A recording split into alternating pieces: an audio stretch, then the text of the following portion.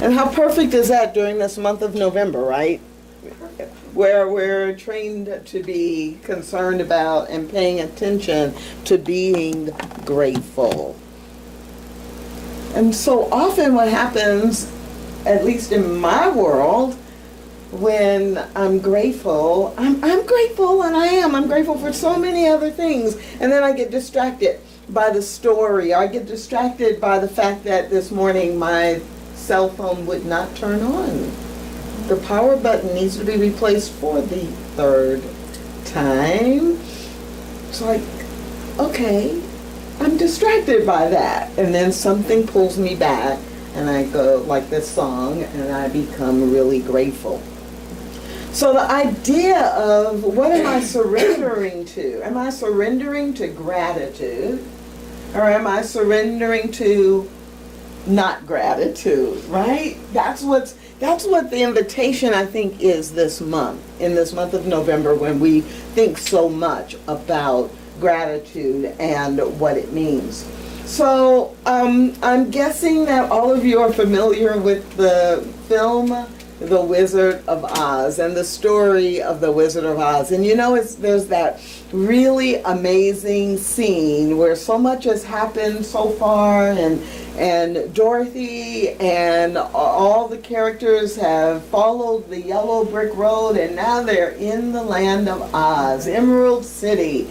And the townspeople of Emerald City are treating them like guests of honor. And they come out of the spa, which wasn't called a spa, but they come out of the spa all primped and pruned and beautified, and the Wicked Witch of the West flies across the sky and in smoke writes, "Surrender, Dorothy." And everybody goes, "Ah!" So just for a minute, you know the scene, right? You can picture the scene, right? So my question to you in that scene is, are you Dorothy? Like, when things happen and the warning comes across the sky or through your mind, are you Dorothy? It's like, oh my goodness, I'm in trouble. I better do something. You know, this witch wants me to give my life to the witch. Or do you tend to be the townspeople of the Emerald City of Oz? Now in the film, they didn't actually give Dorothy up, but Tommy and I were talking before we started today, and it's like, surrender, Dorothy? Oh, you're Dorothy? Okay, you can go, because witch wants you. I want to keep my life nice and calm. Either way, it's that piece of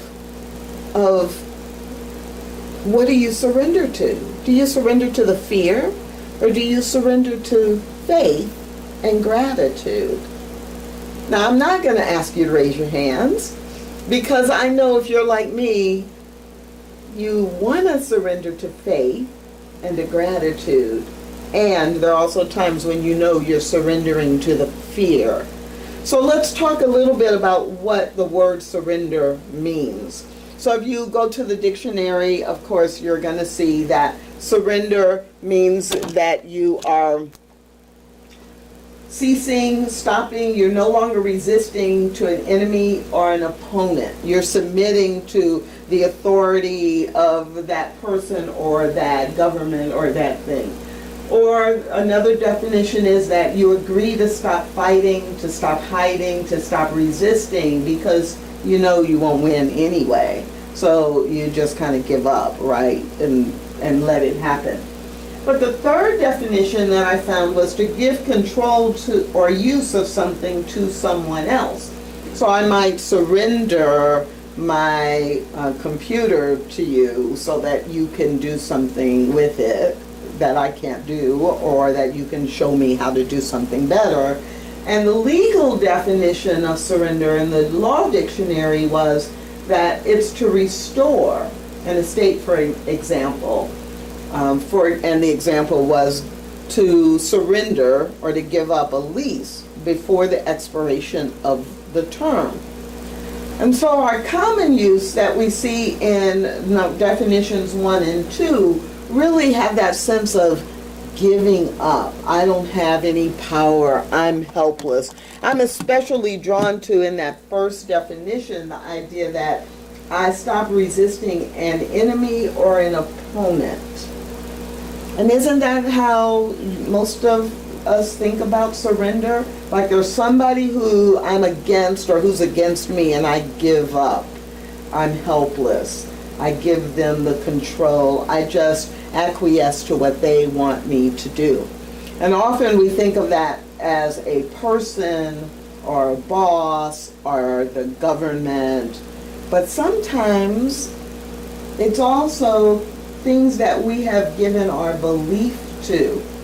So someone who is an alcoholic or someone who is addicted to anything might say that I have in my past surrendered to alcohol or drugs or shopping or spending, whatever it is that the addiction is. And that now I have seen that that was my enemy, and so I'm going to take my power back. But as I thought about this week, I kept thinking, but I don't think of surrender that way anymore, most of the time. And so that third definition made me stop and go, well, yeah, when I feel I am surrendering, I am tapping in to the power and the presence of Spirit.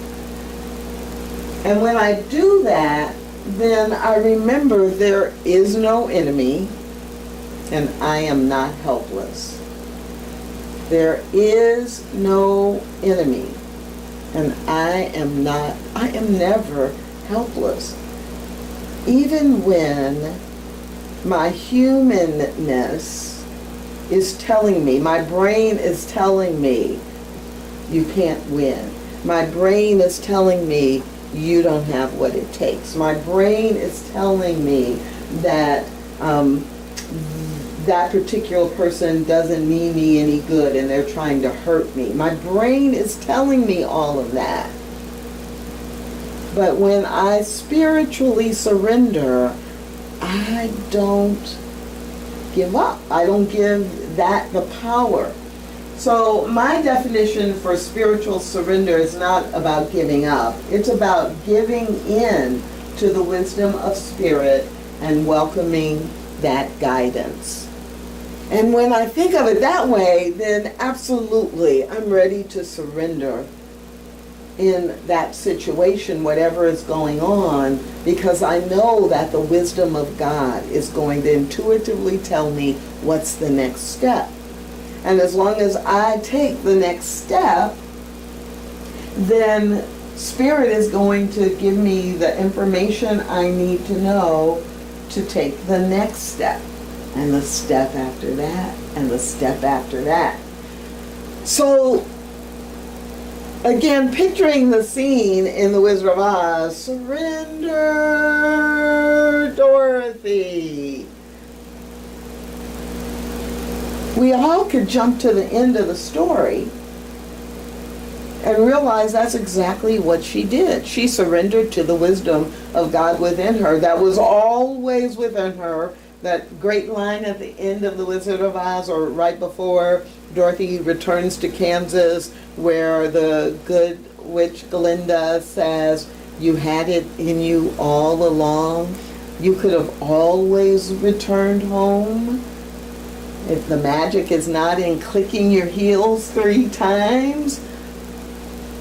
So surrender in the context of being grateful and really having a life you love to live, this idea of spiritually surrendering into home, into God, is a really powerful idea.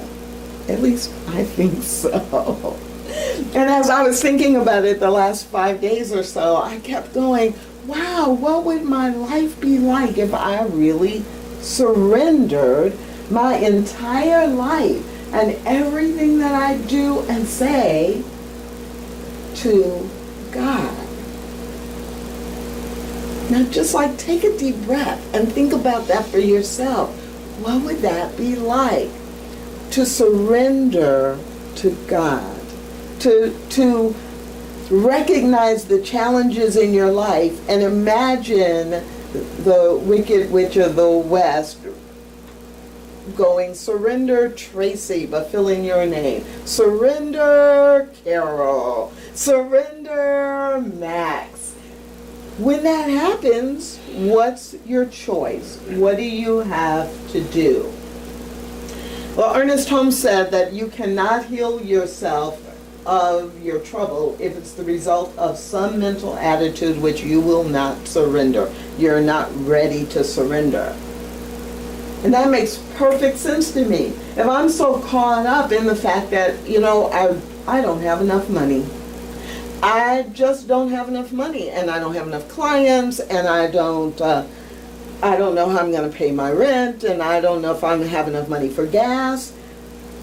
If I have a mental attitude that I am not willing to surrender to the wisdom of God for an answer, a solution, or a response, then there's nothing that can be changed or shifted.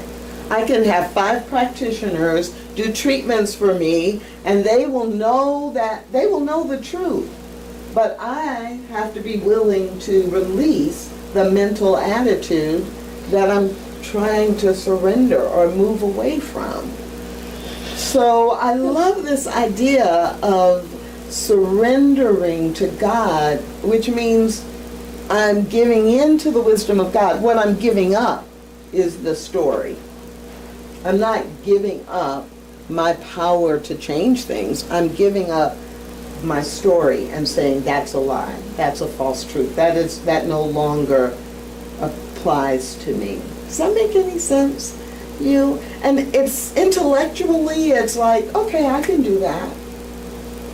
But I'll use the same example. This morning, for about 5 minutes, after I realized my phone was not coming on, I had a whole series of thoughts about Sprint and about how Sprint is holding me hostage because I have this contract and it's costing me all this money, and the least my phone could work, and I was like off and running for about 5 minutes. And then it hit me. Okay, do you really believe that? Do you really believe Sprint has that much? Are you willing to give Sprint that much control over your life? It's like, okay, no, not really. So if I give this to God and ask for God's wisdom, what would be different? And so I took a deep breath and literally just did a minute, like 60 seconds of deep breathing, trying to drop into meditation. And immediately the answer that came to me was, when Max picks you up, have Max call you so you can turn your phone off, so the ringer won't ring, because you're not really going to use your phone till you get to the airport anyway. There's nobody I had to call. There was no one I needed to check in with. It's like, oh, yeah.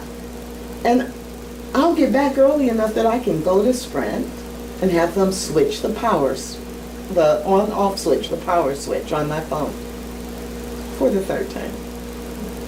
So it's like, okay, I need to be willing to release the mental attitude that has me thinking I'm the victim, or that I'm helpless, or that Sprint or my phone is my enemy. I mean, how silly is that?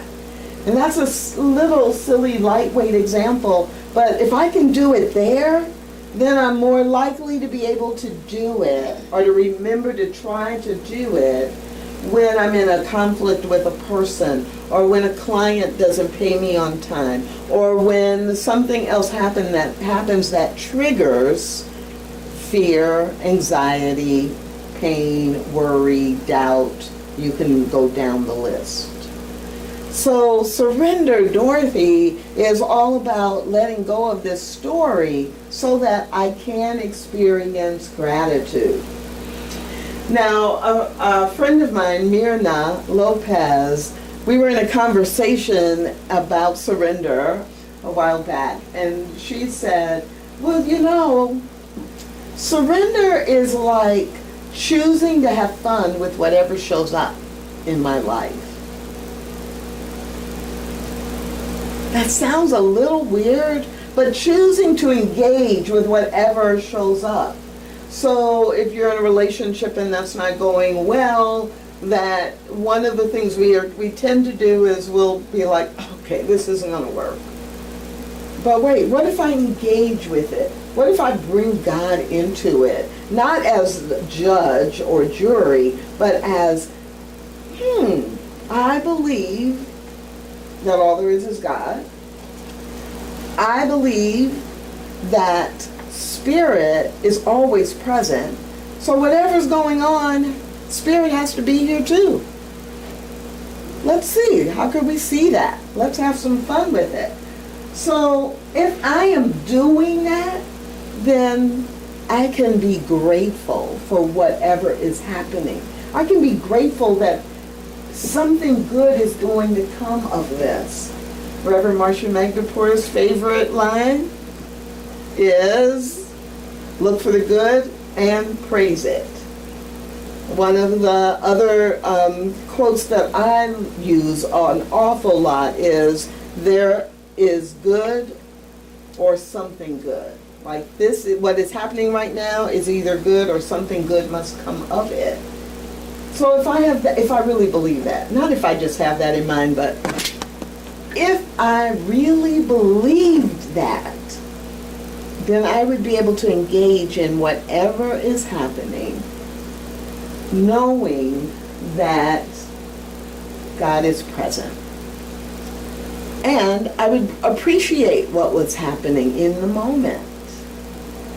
So I ended a long-term, a 9-year relationship a few years ago. And I remember in the moment of the pain of that and the difficulty of it and the challenge of it, that I was really grateful for a lot of things. And during that period, for about 2 months really, I would constantly journal about all the good that had come with that relationship, all the good things that had happened, what I learned about myself, what we learned together. And it was like this Myrna's quote, I was choosing to engage with and have fun with, like fun in the what else is possible way, not fun in the laughter, happiness way, but have fun with, well, what could this mean? What might this lead to? Well, what would I want in the next relationship I'm in? Where am I going? How does this, I was having fun with exploring it rather than just pushing it away. And that gave me the opportunity to be truly, truly grateful for the experience as well as the experience to come. So how about if we just change one word in Myrna's quote? If we changed one word, instead of saying surrender, what if we changed surrender to gratitude? That gratitude is choosing to have fun with whatever shows up in my life. Gratitude is choosing to engage with, have fun with, to explore everything that shows up in my life. I'm sorry. Yeah, so that is another lens through which to look at gratitude this month of November in 2014, that I'm going to use gratitude as a way to have fun with everything that shows up in my life. I'm grateful that my cell phone did not come on this morning because it gave me the opportunity to ask for help. It gave me the opportunity to disconnect a little bit from technology and simply be fully present. It gave me the opportunity to think about what I begin to think about what I want for my next phone.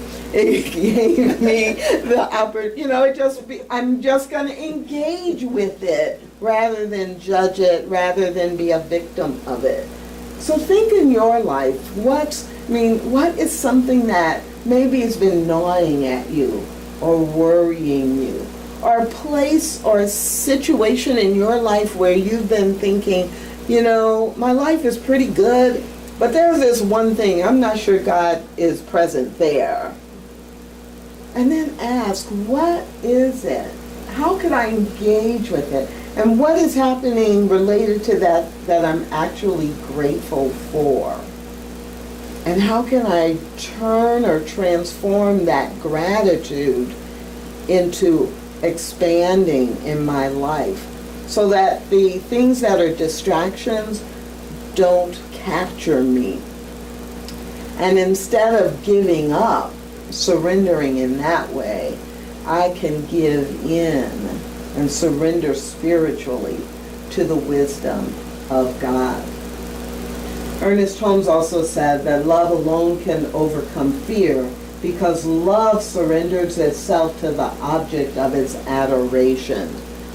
If I walk every day in love, if I encounter every situation from love, if I allow the love of Spirit to guide me in how I consider what is going on, then it's automatically a shift into gratitude.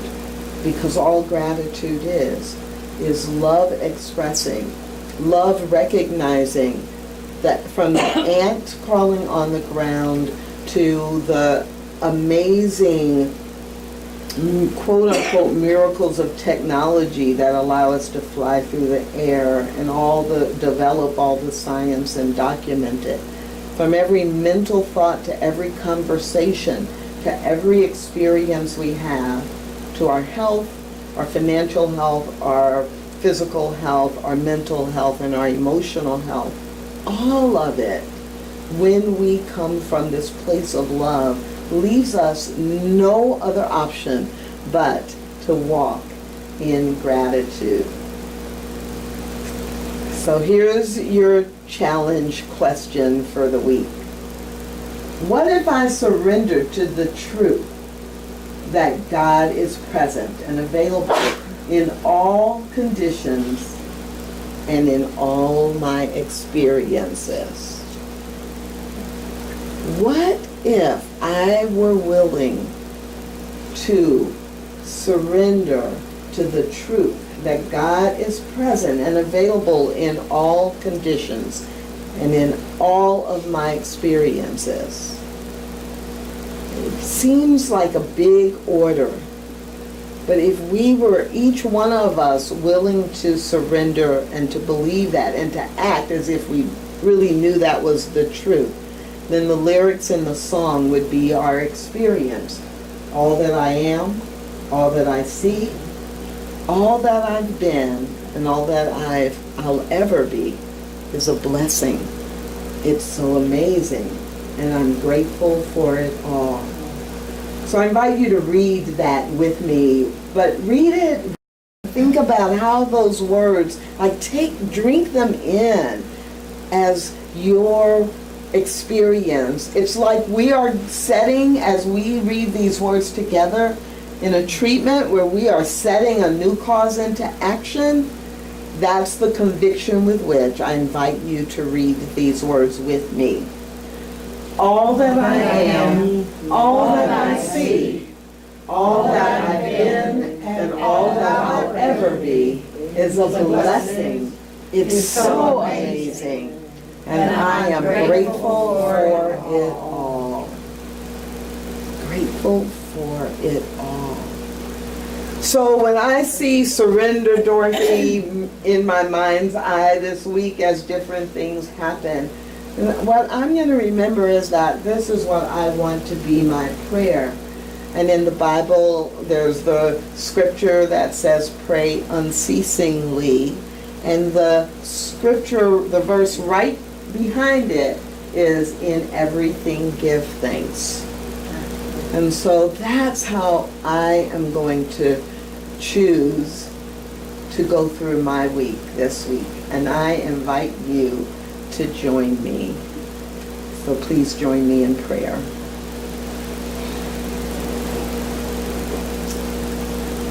In the sun, in the rain, in the day and the night,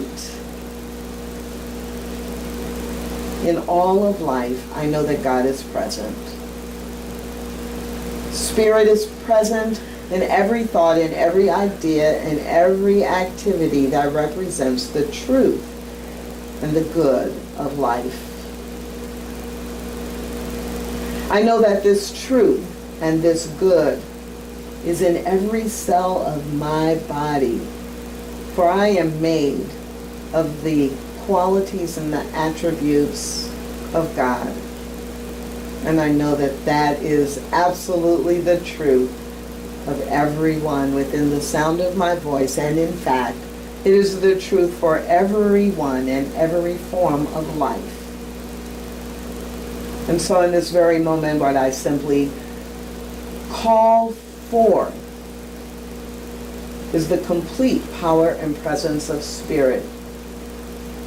I call forth the complete power and presence of Spirit to operate in my life, and I surrender to it. I give in to this power and presence in my every activity, in my every thought, and in my every action. I refuse to be a victim. I know that I am not helpless and there are no enemies, for I am a child of God. And so as I go through this coming week, I see myself smiling and feeling the joy that is my birthright. And I release any attachment to anything that is out of alignment with that. For I know that with 3 clicks of my heels, I can return home to the safety, to the guidance, and to the direction of Spirit. I'm so grateful for knowing that this is the truth and this is the way that spiritual law works. I'm so grateful for knowing putting this cause into motion allows new things to develop in life. And so I release these words. I breathe in the truth. And I let go of anything that is not the truth. With clarity and conviction, I let it go. And together we affirm this and anchor these words by saying, And so it is.